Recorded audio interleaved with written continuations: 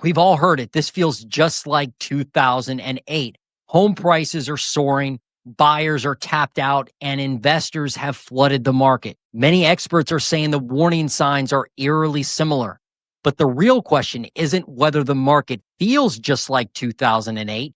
It's what's actually different this time around. If you're praying for a crash or real estate carnage, or maybe you're terrified that your property's value is going to crumble, you're not alone. The stakes are high, the tension is real. So let's break down the biggest differences between the 2008 housing bubble and what we're facing in 2025. Hey, if you're new to the Housing Nerd, welcome. My name is Jason Ferrier. I've been a realtor and investor for the last 7 years in Central Ohio, so I know something about the real estate market, but I'm always learning and I like learning from you. So comment below during this video. I want to know what you think about 2008 versus now. Are we headed for another housing bubble? Hey, to kick things off, we're going to look at an article from Logan Mohtashami at HousingWire.com. The link's in my description below. I thought Logan had an interesting take on the 2008 housing bubble and how it's different than 2025. I'm really curious, though, what you think about this article. The article starts out like this.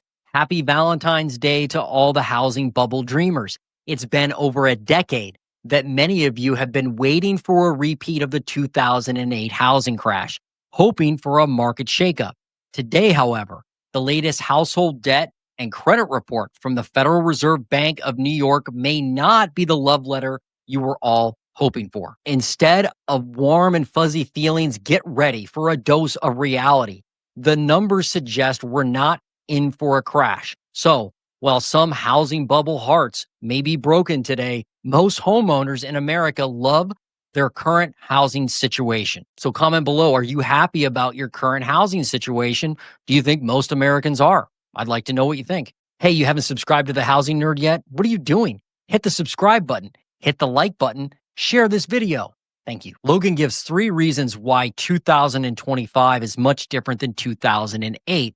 And the first being foreclosures and bankruptcies are lower than they were pre-pandemic. So he says, the housing bubble years were marked by a massive credit boom and not necessarily due to low mortgage rates. In fact, mortgage rates over the last decade have been lower almost every month compared to those during the housing bubble years. And we've not seen the massive sales we saw from 2002 to 2005. Nonetheless, during those years, existing home sales, new home sales, home prices, housing starts, permits, and completions were booming. The demand was present, but it was driven by credit rather than wages, causing the entire housing market to be out of sync with the realities of the economy. However, one thing was glaring in the data lines back then. We had foreclosures and bankruptcies rise quickly in 2005, 2006, 2007, and 2008, all before the 2008 recession. As we can see in the chart below, none of that action has been happening since 2010. The qualified mortgage law enacted in 2010 spawned the greatest financial middle class of homeowners in history of America. And we have weathered many storms on the way. So when he talks about foreclosures and bankruptcies, this is the data and the chart he's referring to. And you can see this is the number of foreclosures that's in dark red. And then the pink are the number of bankruptcies. And these are all in thousands. So way back in Q2 of 2005, you had approximately 948,000 bankruptcies in the US in one quarter. What's shocking is look how it fell off the map after that. I guess everybody went bankrupt in Q2 of 2005, right? And at that point, the foreclosures, they were at 166,000 foreclosures in that one quarter. You can see what happened. Rated Q1 of 2006, both of those, the foreclosures and bankruptcies, started to go up exponentially. Foreclosures reached 566,000 in Q2 of 2009, and bankruptcies reached 621,000 in Q1. But then both of those metrics started to fall, and they kept falling and falling and falling until now. We just ended Q4 of 2024 at 122,000 bankruptcies and only 41,000 foreclosures. So Logan's basically saying, hey, our foreclosures and our bankruptcies are super low right now, but I got to call him out on this because there's a reason why, in my opinion, foreclosures are super low. This is December's mortgage update from Black Knight. And check this out. And we've reviewed this before on my channel. Foreclosure activity remains muted, due in part to 70% of serious delinquencies still being protected from foreclosure by loss mitigation. Only 145,000 loans are at near-term risk of foreclosure, on par with a 4-year average. And if I scroll down to their chart, look at this. This is foreclosure protections on 90-day plus delinquent mortgages. So there's tens of thousands of homeowners that are way behind on their mortgage right now, but they're in some type of loss mitigation. And this was not really in place during the GFC. And people didn't have the same protections they have now. Banks, I guess, have learned their mistakes, or they've just extended and pretended. And the government's helping them do that with foreclosure moratoriums that have been in place, some of them since COVID. Logan's second reason why 2025 is much different than 2008 are the FICO scores. And he says, in the US, the home ownership journey is marked by the unique advantage of fixed debt cost and the rising tide of wages. Comment below, are your wages rising or are they falling? A lot of people say wages are falling, not rising. And don't forget inflation, obviously, right? Enter the 30-year fixed mortgage, a financial gem that many countries envy. It's a reliable tool that promotes stability and offers peace of mind for homeowners nationwide. Looking back at the housing bubble years, we saw an explosion of adjustable rate mortgages, or ARMs. These loans, they sometimes felt more like economic time bombs than dependable, straightforward 30-year fixed mortgages we know today. Back then, underwriting standards were a far cry from where they are now, leading to the risks that we wouldn't tolerate in today's market. Today, we're witnessing the results. Homeowners enjoying unprecedented cash flow bolstered by this reliable product. There are no complex recast or wild surges from fancy loan products, just a solid, reliable way to have a fixed debt cost while your wages rise each year. In a world that often favors the flashy, there's something compelling about sticking with what works and maximizing long-term benefits. Embracing the simple and the steady truly has had great results, as you can see below, and how great the FICO scores of homeowners have been for 14 years. This chart shows the credit scores and the proportion of mortgage originations by credit score. And this was pretty interesting information. Back in Q3 of 2003, we had $325 billion in loan originations from people that had above 760 in their credit score, which is considered very good usually. Now look at the other borrowers that year.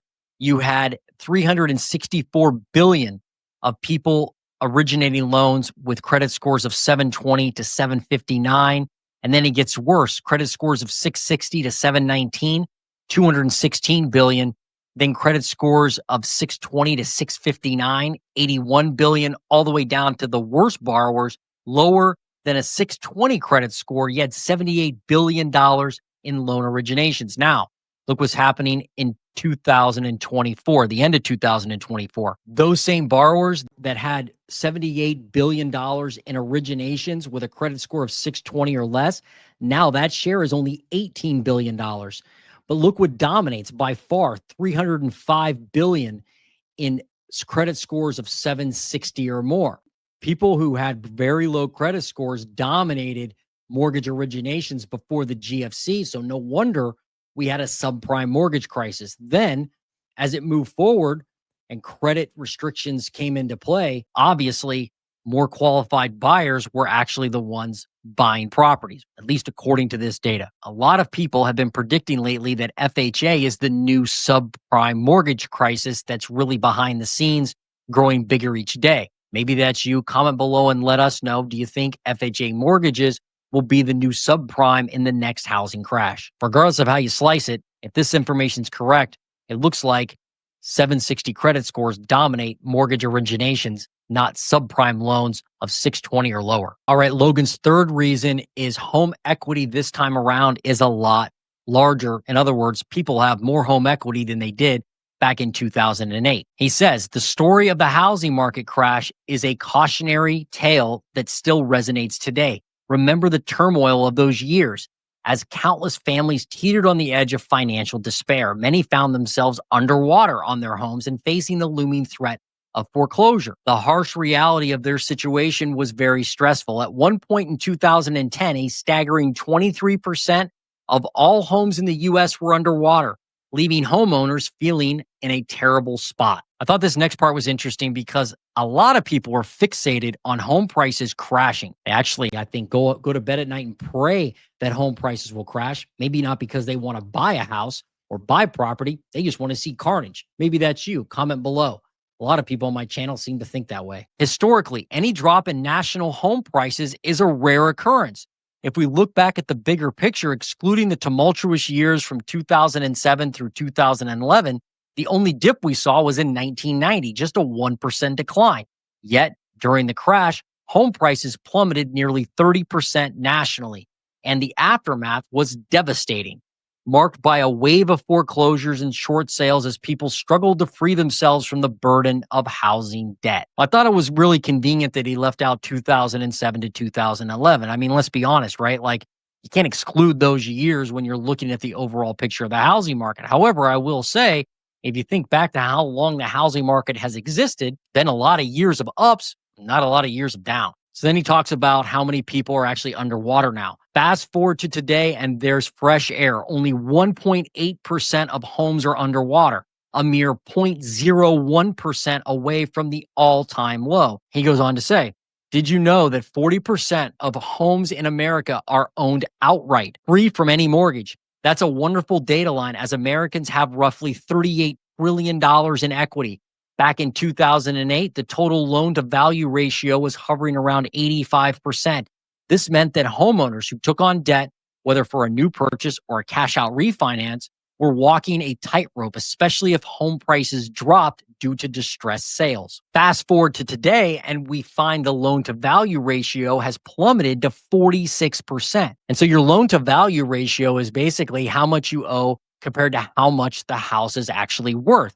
And you can see back in 2013, we were at 70.3%. So the average person owed 70% of the value of their house. If their house was worth $100,000, they owed 70 grand. And look how it kept falling because prices and value kept going up.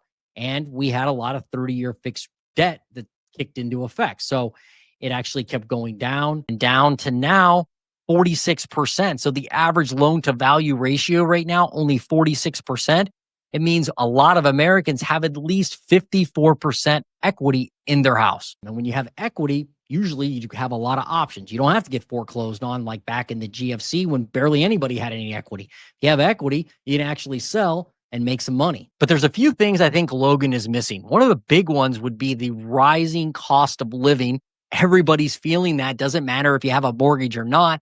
And don't forget property taxes and homeowners insurance. He completely ignores those in his report. Oh, and don't forget inflation. That's been going absolutely nuts, and it looks like it's here to stay for a while. Another massive difference between 2008 and 2025 are the number of homes available to purchase. Take a look at this. This report shows us the total number of homes available in the U.S. by 1,000. And look, during the GFC, we had nearly 4 million homes available in inventory to purchase. 4 million. Now where are we? 1.15 million. So we only have a quarter of the inventory we had during the GFC. And if there aren't more homes for sale, you can't really have a crash because there's no competition on the market. We are gaining inventory now. However, just a few years ago during COVID, we had the lowest inventory levels in the history of the housing market. So now we're just starting to come out of that, but we're far from the levels we saw during the GFC. So is 2025 shaping up to be just like the 2008 GFC? A lot of people are probably hoping, wishing, and wanting that to happen. But in reality, the similarities probably don't outweigh the differences. To me, there's a lot more differences than similar trends happening.